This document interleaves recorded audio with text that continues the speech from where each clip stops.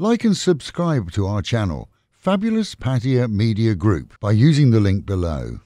Thailand CCSA has announced a list of provinces where New Year countdown events will be allowed, has set limits on the number of attendees, and introduced new measures for foreign arrivals in the light of the COVID-19 Omicron variant. For details on that and other issues, we go to the abbreviated version of the CCSA report in English.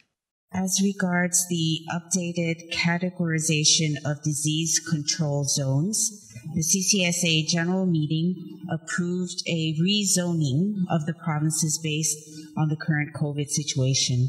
Effective from 16th of December 2021, which is Thursday, there will be no more maximum controlled areas or red zone, while the controlled areas in the orange zone have been increased from 23 to 39 provinces. The pilot, tourism, or sandbox areas, which are otherwise known as the blue zone, have also been increased from 7 entire provinces to 8 entire provinces, with Chonburi being the latest addition. And it was decided that the consumption of alcoholic beverages on the evening of the 31st of December, which is New Year's Eve, to the 1st of January would be allowed until 1 a.m. Underlined, however, that this would be allowed in open air spaces under COVID-free settings. For those of you who are attending or plan to attend an event with more than 1,000 people, the participants will need to be fully vaccinated and have a negative ATK test within 72 hours of attending the event under what is called the COVID-free customer measures registration and booking before entering the event.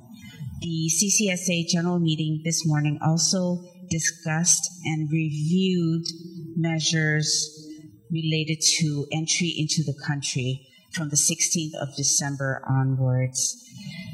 Regarding the quarantine period for pilot sandbox areas, for those who are fully vaccinated, it will continue to be 7 days' time. Also, for the test and go scheme, international travelers continue to be required to undergo the RT-PCR test upon arrival. That then was the latest from the CCSA. It's worth noting that arrivals who are not fully vaccinated will be required to undergo 10-day quarantine, and those from high-risk countries in Africa, along with illegal immigrants, will be subjected to 14 days. Whilst plans to reopen border crossings with Malaysia remain unconfirmed, the Nongkhai crossing will reopen this month. 8 cases of Omicron, the new southern African variant of COVID, have now been confirmed within Thailand, with a further 3 suspected cases so far unconfirmed. It's believed that to date all have been discovered whilst in quarantine on arrival, and none within the open community. But, we're warned, more cases are expected, and the variant may become the dominant type in Thailand if the population lowers its guard, as it's expected to be by tomorrow in the UK and other countries where case counts have soared.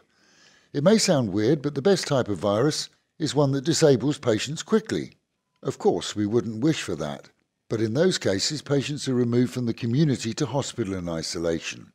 This variant appears to cause little or no serious effect on those infected, so they've been seen in many countries already quickly spreading it, as they don't quarantine and in many cases don't even know they have it.